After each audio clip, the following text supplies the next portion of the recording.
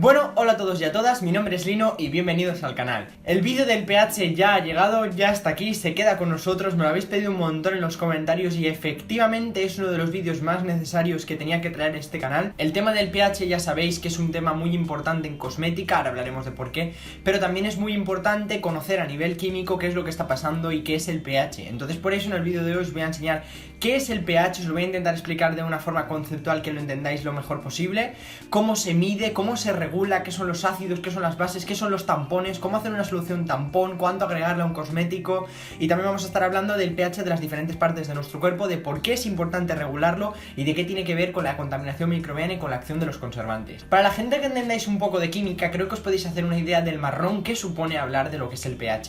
Es un parámetro muy complicado del que hablar y conceptualmente es bastante difícil de explicar a personas que no tienen una base de química sólida. Por eso el pH es algo que no se trata en cursos elementales de química, sino más bien en niveles intermedios previos a la universidad. Espero que os guste mucho el vídeo y dentro vídeo.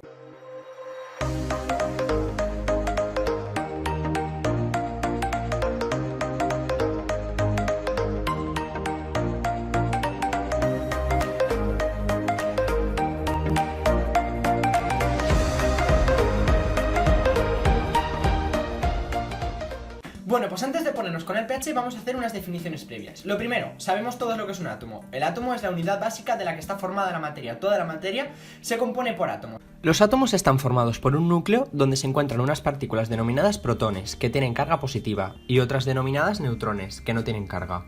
Alrededor del núcleo orbitan de forma indeterminada los electrones, partículas de carga negativa, de mismo valor pero contrario al del protón. Es por ello que al tener compensadas las cargas positivas y negativas, el átomo es eléctricamente neutro. Sin embargo, puede suceder que el átomo pierda uno o más electrones. Así, al perder un electrón, las cargas quedarían descompensadas y el átomo quedaría cargado positivamente. A esto se le llama ion positivo o catión. Sin embargo, si el átomo neutro ganase un electrón en lugar de perderlo, quedaría cargado negativamente. Esto se conoce como ion negativo o anión. El átomo es la unidad básica de la materia y en función del número de protones tenemos unos elementos u otros. Así, si tenemos un protón somos hidrógeno, si tenemos 2 somos helio, 5 boro, 6 carbono, 7 nitrógeno, 8 oxígeno y así, mientras vamos avanzando en la tabla periódica. La unión de átomos forma moléculas. En este vídeo representaré los átomos en forma de bolitas. Así que si tenemos, por ejemplo, un átomo de cloro y un átomo de hidrógeno, esto forma una molécula de cloruro de hidrógeno. Así también si tenemos sodio y tenemos cloro, si los juntamos tenemos una molécula de cloruro de sodio. Bien, una vez entendido esto, que yo creo que esto es un concepto que tenéis bastante claro en general, vamos con la definición de electrolito. Como ya sabéis, en este mundo tenemos un montón de sustancias, muchas de ellas solubles en agua, como el cloruro sódico, la sal de mesa, o el ácido cítrico, el láctico, muchos de los ingredientes que disolvemos en la fase acuosa, en las cremas. Y muchos ingredientes son insolubles en agua, como por ejemplo la madera, la tierra, el aceite de oliva, el ácido salicílico y todos aquellos ingredientes que intentamos disolver en agua y que no se disuelven. Pues de los que sí que se pueden disolver en agua, tenemos los electrolitos y los no electrolitos. Y los electrolitos son aquellos que en disolución acuosa, su molécula formada por varios átomos, por ejemplo una molécula de cloruro de sodio, cuando la ponemos en el agua, se separa en sus iones, sodio y cloruro. Uno tiene carga positiva y uno tiene carga negativa. Cuando está en forma de cristal, se encuentra en un cristal eléctricamente neutro porque el sodio y el cloro están juntos, pero en disolución acuosa, las fuerzas de atracción química del agua separan los átomos de la molécula en cloro y en sodio. Y dentro del mundo de los electrolitos diferenciamos los que son fuertes y los débiles. Los fuertes son aquellos que todas las moléculas que pongamos en el agua se van a separar en sus iones, mientras que los débiles son aquellos que todas las moléculas que pongamos en el agua, solo unas cuantas se van a separar en sus iones y las otras van a permanecer juntas como si no fueran electrolitos parte de ellas. Una vez entendido esto, ya podemos proceder a explicar qué son los ácidos y las bases. Los ácidos son aquellas sustancias, electrolitos, que son capaces de ceder hidrógeno iónico a otra sustancia, y las bases o álcalis son aquellas sustancias, electrolitos, que son capaces de captar o robar hidrógeno iónico de otra sustancia. ¿A qué vemos a nivel molecular? Como, por ejemplo, al añadir un ácido al agua, como el ácido clorhídrico, este se disocia en disolución cediendo hidrógeno al agua, que es la que recibe los protones por lo que hace de base. Por otra parte, al disolver sosa, hidróxido sódico, vemos como la molécula se disocia y le roba un hidrógeno al agua. En este caso, el agua cede el hidrógeno, hace de ácido. Ya que el agua puede hacer tanto de ácido como de base, se dice que es anfótera. En este vídeo me oiréis decir muchas veces indistintamente la palabra hidrógeno iónico y protones, ya que es conceptualmente lo mismo. ¿Por qué? Porque el hidrógeno es el primer elemento de la tabla periódica. Esto significa que en su núcleo, el isótopo más común, solo tiene un protón y un electrón. Y si es hidrógeno iónico, que es H+, es porque le hemos quitado una carga negativa, o sea que no tiene el electrón, o sea que es solo un protón. Y o sea que es lo mismo decir hidrógeno iónico o el catión hidrógeno o hidrogenión que un protón. Entonces así, los ácidos son sustancias que ceden protones o ceden hidrógeno iónico, y las bases son sustancias que captan protones o roban hidrógeno iónico. Bien, una vez claro esto, ya podemos proceder a definir qué es el pH. Bien, pues el pH, como sabéis, es una medida de la acidez. Es una escala que podemos limitarnos en definirla desde el 0 al 14 y que mide la acidez de una sustancia. Así, las sustancias que tienen un pH muy bajo, hacia el extremo del 0, son sustancias muy ácidas, mientras que las sustancias que tienden al extremo opuesto, hacia un pH muy alto, son sustancias básicas o alcalinas, de sabor amargo. Pero, ¿qué es el pH? Bien, pues el pH, de las siglas potencial de hidrógeno, es una medida de la cantidad de hidrógeno iónico libre en una disolución acuosa. Toma. El pH cumple una fórmula que es menos logaritmo de la concentración de hidrógeno. Una concentración que la medimos en moles litro. Simplemente una unidad de medida de concentración, que es una medida de la cantidad de moléculas que hay por cada litro. Bueno, esto no es importante. Bueno, pues el pH es una medida, es una forma de saber desde los números, desde el 0 al 14, cuánto hidrógeno iónico libre hay por ahí en la disolución. Este hidrógeno libre, cuanto más concentración haya de este, más ácida es la sustancia. Lógicamente, ¿no? Porque si los ácidos ceden hidrógeno, cuanto más hidrógeno haya, más ácido. Y esos protones, o ese hidrógeno iónico, es lo que detectan nuestras papilas gustativas como un sabor ácido. En realidad, este hidrógeno o estos protones que quedan libres en el agua se unen a la molécula de agua para formar de la molécula de H2O, pues forman la de H3O, es decir, con un hidrógeno más, y tiene carga positiva. Pero bueno, al fin y al cabo es lo mismo decir que medimos la cantidad de protones que decir que medimos la cantidad de H3O, que por cierto a eso se le llama hidronio. Pero, ¿qué pasa con las bases? Las bases lo que hacen es robar protones. Si le roban protones al agua, al H2O, la dejan en forma de HO, aunque en realidad los químicos le llamamos OH. Entonces lo que hacen los ácidos es dejarnos un exceso de H's, de hidrógenos, mientras que las bases lo que hacen es quitarnos las H's, es decir, dejarnos OHs. Pues si nosotros medimos cuántas H's hay, sacamos la medida del pH, con el menos logaritmo de cuántas H's hay. Mientras que si medimos cuántas OHs hay, cuántos grupos hidroxilo que se llaman, medimos el pOH, que es la cantidad de grupos hidroxilo que hay en la disolución. Que también podríamos decir que el pOH lo podríamos interpretar como la cantidad de hidrógeno que falta en la disolución porque se lo han robado y que por tanto está en forma de OH. Así tenemos que si tenemos una disolución básica donde conocemos el pH será 14 menos pOH. Y así ya podemos sacarlo todo perfectamente. Repasamos. Ácidos ceden H's o protones, bases roban H's o protones y por lo tanto a la molécula de agua la dejan en forma de OH. Si medimos la cantidad de H's tenemos el pH y si medimos la cantidad de OHs tenemos el pOH. Y vamos, que 14 menos ese pOH ya sabemos el pH. Hasta aquí claro. Bueno, pues igual que había electrolitos débiles y fuertes, también existen ácidos fuertes y ácidos débiles. Los ácidos fuertes no los usamos casi nunca en cosmética y son el clorhídrico, bromhídrico, yodhídrico, sulfúrico, nítrico, perclórico y clórico. Y creo que no me dejo ninguno.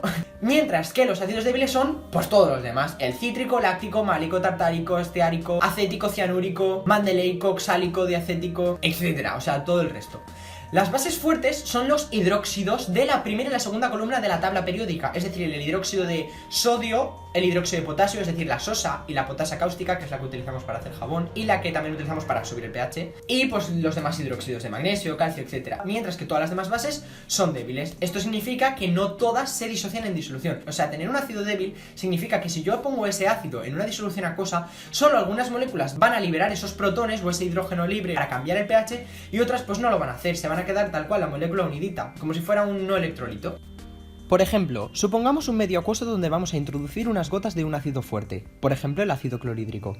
Como es fuerte, todas sus moléculas se disocian completamente, cediendo todos los protones al agua y bajando drásticamente el pH. Sin embargo, si en lugar de añadir un ácido fuerte se añadiese un ácido débil, por ejemplo el acético, el ácido del vinagre, solo unas pocas moléculas se disociarían cediendo sus protones al agua y afectando al pH. Por lo que la bajada del pH no es tan grande como en los ácidos fuertes, lo que les hace menos peligrosos. Yo te recomiendo que en este punto del vídeo vuelvas a empezar desde el principio y hagas un refresh, porque seguro que te va a venir súper bien. Para las personas que estáis convencidísimas de que lo habéis entendido todo hasta ahora, proseguimos.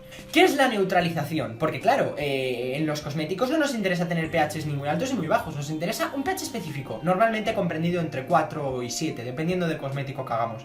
Pero generalmente el pH de la piel es de 5,5, o sea que normalmente buscamos ese valor de pH. ¿Qué pasa si lo tenemos muy bajo o muy alto? Es decir, ¿qué pasa si lo tenemos con más protones de lo que queremos en disolución o con más OHs de lo que queremos en disolución?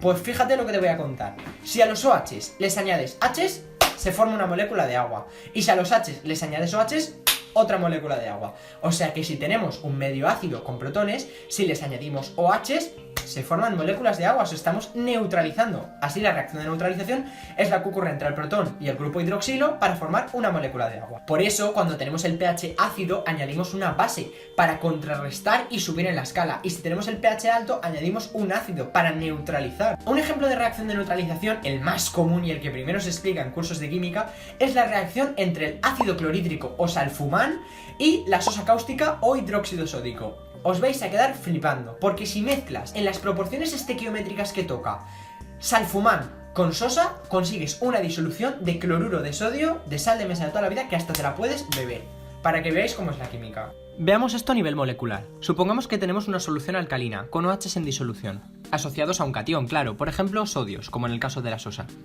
Para bajar el pH tenemos que neutralizar estos OHs. Para ello agregamos protones, o sea hidrogeniones, que van a reaccionar con estos grupos OHs formando moléculas de agua y neutralizando el pH. Claro que estos protones estarán también asociados a su vez a un anión, por ejemplo cloruros, como en el caso del ácido clorhídrico. Así, teniendo sodios y cloruros en disolución, si evaporáramos el agua obtendríamos cristales de cloruro sódico.